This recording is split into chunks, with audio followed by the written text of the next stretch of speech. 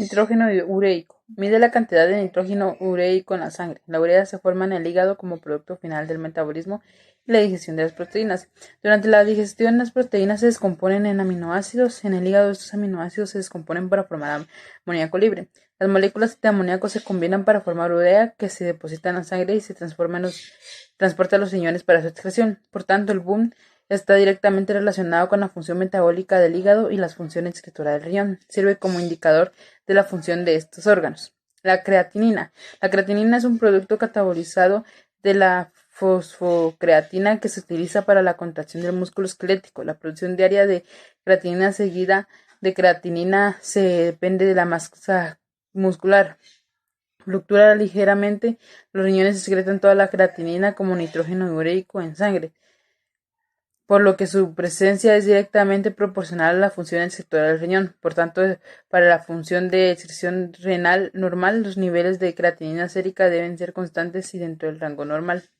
La pérdida de la función de las nefronas debido a la enfermedad renal crónica hace que las nefronas supervivientes excreten más agua y líquidos. Muchos desechos metabólicos como la urea y creatinina se acumulan aproximadamente en proporción al número de nefronas destruidas. La razón es que sustancias como creatinina y la urea dependen en gran medida de la filtración glomerular para su secreción y no se reabsorben tan violentamente como los electrolitos, es decir, la creatinina no se absorbe. Se filtrará, por tanto, cuanto la TFG disminuye, la excreción de creatinina provoca su acumulación en los fluidos corporales y aumenta su concentración. Bien, la pregunta número 2 nos indica cuál es la función del riñón para el control de la presión arterial alta y debemos describir y analizar todos los mecanismos que utiliza para el control de la presión arterial, ya sea natriuresis y diuresis por presión, mediante un cuadro sinóptico. Entonces, acá podemos observar que la función del riñón para el control de la presión arterial alta nos lleva a que el aumento de la presión arterial alta puede aumentar al doble la eliminación renal de agua, diuresis, y de sal, natriuresis. Esto da lugar a que el riñón excrete agua a través de la diuresis por presión, que es un efecto que se va a lograr a través de la inhibición de la excreción de la hormona antidiurética por disminución de la osmolaridad sanguínea. También encontramos que la natriuresis por presión ocurre a través de la inhibición del eje renina-angiotensina-aldosterona, que va a impedir que la angiotensina 2 estimule la zona glomerular excretando aldosterona y esta va a actuar en el túbulo contorneado distal de las células principales, evitando que se reabsorba sodio en esta porción.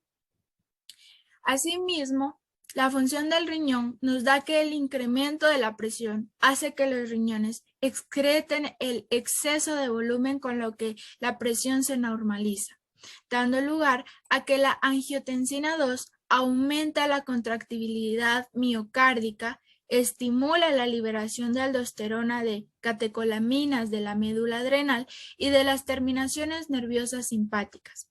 La estimulación aguda con angiotensina 2 regula la homeostasis de agua, sodio y la vasoconstricción, lo que modula la presión sanguínea y así podemos llegar a una presión normal. Gracias.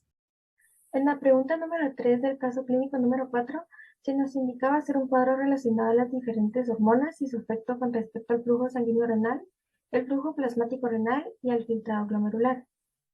Entonces, como primera hormona vamos a tener a la angiotensina 2 y adrenalina. Estas van a estimular la reabsorción a nivel del túbulo proximal y esto va a estimular las bombas de sodio-potasio y el contraporte sodio-hidrógeno. La antidiurética, la cual va a estimular la reabsorción pasiva de agua, además del canal CC y la reabsorción de urea a nivel distal en los canales UT1. Como siguiente hormona vamos a tener a la aldosterona, la cual va a estimular la reabsorción activa de sodio a nivel del tubo distal y por medio de la estimulación de bombas a sodio-potasio ATPasa. Indirectamente también va a estimular la secreción de potasio a través de los canales ROMK en el extremo distal del túbulo. Luego la renina, esta regula la presión sanguínea y el funcionamiento del corazón. Y por último vamos a tener a la hormona eritropoyética, la cual va a asistir en la formación de glóbulos rojos. Hola, buen día. Hoy presentaré la pregunta número 13 acerca de las triadas clínicas del síndrome nefrítico y del síndrome nefrótico. El síndrome nefrítico se caracteriza por la aparición de hematuria, hipertensión arterial, fallo agudo de la función renal, que provoca oligoanuria y edema. Esto se produce porque los glomérulos del riñón se inflaman tras una infección en la piel o anginas. El síndrome nefrótico es un trastorno que se debe a la excreción excesiva de proteínas en la orina. Se caracteriza por edema grave alrededor de los ojos, tobillos y pies. La orina es con espuma resultado del exceso de proteínas en la orina y aumento de peso debido a la retención de líquidos. Generalmente se debe a los daños en los racimos de los vasos sanguíneos de los riñones. Muchas gracias. En la pregunta 10 se nos pide el poner los signos y síntomas y su fisiopatología. Tenemos edema de miembros inferiores, palpebral y escrotal y la oligonuria. La disminución de la filtración glomerular hace que se vaya a disminuir como tal la excreta de la orina y por lo tanto el soluto y el solvente que normalmente se excretan por la vía urinaria se van a concentrar en los vasos y en las cavidades, por lo que se va a producir una sobrecarga de volumen y se va a dar un edema en varias partes del cuerpo, como en este caso en los miembros inferiores, en el palpebral y en escrotal. El cansancio se debe a que hay bajos niveles de hierro en la sangre.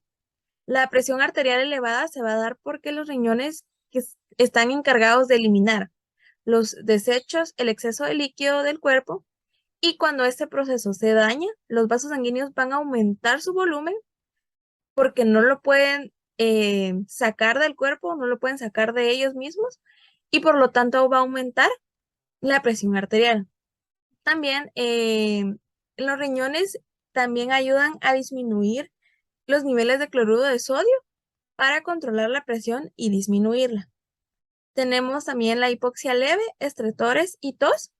Los alvéolos en los pulmones secretan surfactantes para mantener la tensión en los pulmones, al igual que el líquido pleural en el espacio pleural. Cuando el cuerpo no es capaz de filtrar adecuadamente estas sustancias, estas se van a quedar tanto en los pulmones, en la cavidad pleural, como en los alvéolos. En este caso, se van a quedar por los estretores.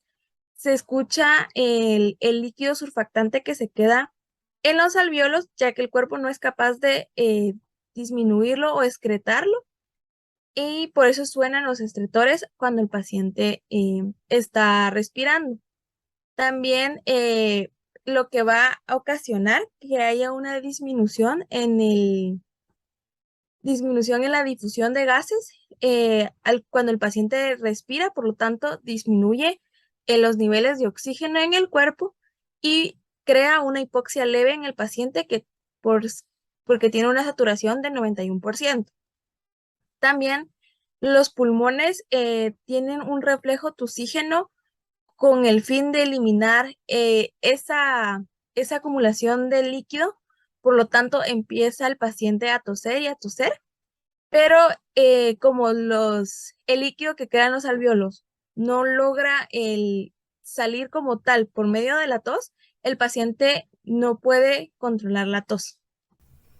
En la pregunta 8 nos habla sobre la escala de Rifle, el cual es un acrónimo que está integrado por las variables Risk, Injury, Failure, Loss y End Stage Kidney Disease. Voy a explicar un poco acerca de cada una de estas variables, empezando por Risk of Renal Dysfunction, que sería riesgo de función renal. Esto es un incremento en la creatinina sérica de 1.5 veces o una disminución en el índice de filtrado glomerular mayor del 25%. Luego, Injury to the Kidney, que sería lesión del riñón, es un incremento de la creatinina sérica de 2 veces en valor basal o una disminución en el índice de filtración glomerular mayor del 50%. En Failure of Kidney Function, que es la insuficiencia de la función renal, Este es un incremento de 3 veces del valor basal de la creatinina sérica o una disminución de más del 75% en el índice de filtración glomerular, o también puede ser una creatinina sérica mayor a 4 miligramos por decilitro. Luego, loss of kidney function, que sería la pérdida de la función renal, se considera falla renal aguda persistente por más de 4 semanas. Y por último, end-stage kidney disease, que es la nefropatía terminal. Esta falla renal es sostenida por más de 3 meses. Entonces, sabiendo todo esto y tomando en cuenta que en los laboratorios los valores de creatinina del paciente son de 3.73 miligramos por decilitro, podemos decir que el paciente se encuentra en la variable injury to the kidney, que sería la lesión de los riñones, debido a que el incremento de la creatinina sérica pues es de 2 veces mayor del valor basal. La pregunta 9 dice, describan cómo actúan las fuerzas de Starling en el filtrado glomerular. Las fuerzas de Starling influyen en el filtrado glomerular con relación al intercambio de agua y solutos entre los capilares y el intersticio. Los riñones poseen diminutos filtros conocidos como glomérulos y estos ayudan a eliminar los desechos y el exceso de líquidos en la sangre. Mi nombre es Emanuel Monroy y yo hablaré sobre la pregunta número 5, que nos pide que analicemos y describamos el factor desencadenante de la insuficiencia renal en el paciente, tomando en cuenta los principios de fisiología que hemos aprendido durante el módulo. Primero tenemos que el paciente presentó una infección por estreptococo en las amígdalas. A pesar de que se le dio un tratamiento indicado, este no fue cumplido en exactitud por el paciente, lo cual ocasionó que la infección se agravara y se diseminara por la vía sanguínea. Los riñones son los principales órganos que realizan la filtración sanguínea, por lo cual, partiendo de esto, las bacterias estreptocócicas causan una inflamación en los vasos sanguíneos, disminuyendo así su capacidad de filtración.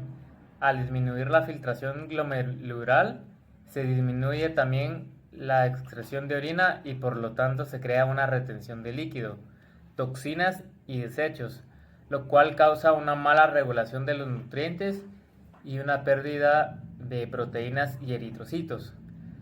Es decir, que la insuficiencia renal aguda se da por el deterioro de la función renal a causa de la inflamación producida por los anticuerpos a la bacteria. Gracias. En el inciso 14 se nos pide calcular la tasa de filtrado glomerular del paciente, con base en la fórmula especial para pediatría, y además se nos solicita también escribir 3 fórmulas para calcular el filtrado glomerular en los adultos. A través de la tabla presentada que podemos ver en el inciso 14, llegamos a las siguientes conclusiones. Según la fórmula de Schwartz para la tasa de filtrado glomerular, esta se obtiene multiplicando la talla en centímetros por la constante K, dividiendo la creatina plasmática.